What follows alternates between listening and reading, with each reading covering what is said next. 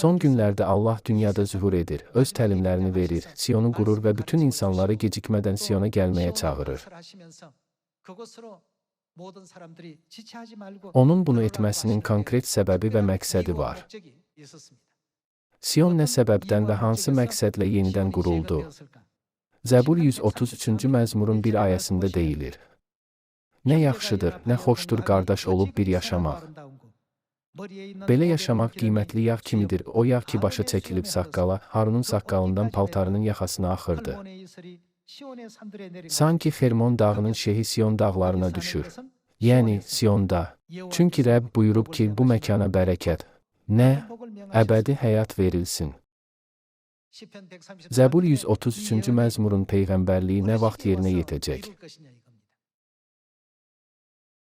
Əbədi həyat nemətini almaq üçün bir şərt vardır. Allah günahların bağışlanması və bayramların bərpa olunması olmalıdır. Yalnız bundan sonra belə bir yerdə əbədi həyat bəxş edilə bilər. Bu doğru deyilmi? Bəs onda əbədi həyat neməti alanlar hara gedirlər? Bu, Allahın vəd etdiyi əbədi səmavi padşahlıq deyilmi? Bugün biz bu cür peyğəmbərliklərin izi ilə gedirik. Allah bizim üçün xilas nərdivanını qoydu və biz indi peyğəmbərliklərə uyğun olaraq nərdivanla səmavi padşahlığa doğru addım-addım qalxırıq. Əgər Allah bu yer üzünə gəlməsəydi, Siyon yenidən qurulmazdı.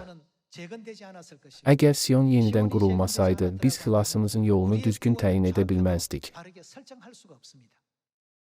Biz heç nə bilməzdik, qarşımıza hansı məqsədi qoymalıyıq, Allah harada yaşayır və Allah bu dünyaya ikinci dəfə cismani olaraq harada və nə vaxt gələcək. Belə şeyləri bilməsəydik, itərdik, məqsədsiz dolaşardıq. Lakin müqəddəs kitaba görə Allah Siyonu qurdu. Deməli, müqəddəs kitab və peyğəmbərlər bizə nə öyrədir? Allah bizə axır günlərdə öz yollarını öyrədəndə biz onları qəbul etməli və tətbiq etməliyik.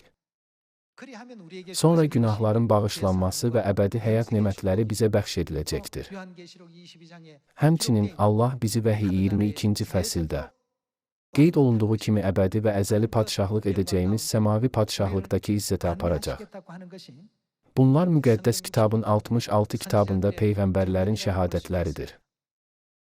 Allahın bizə bəxş etdiyi lütf haqqında düşünəndə özümüzə sual verməliyik. Getdiyimiz bu iman yolu şükürlə dolu olmamalıdırmı? O gəlməsəydi, biz heç nə olardıq. Eşitməyimiz üçün qulaqlarımızı, görməyimiz üçün gözlərimizi açan Allahdır. Bizə anlamaq qabiliyyəti verən Allah deyilmi? Bir daha bizi yönəltdiyinə və yenidən qurulmuş Siyona çağırdığına görə Allah Elohimə əbədi izzət və şükür edirəm.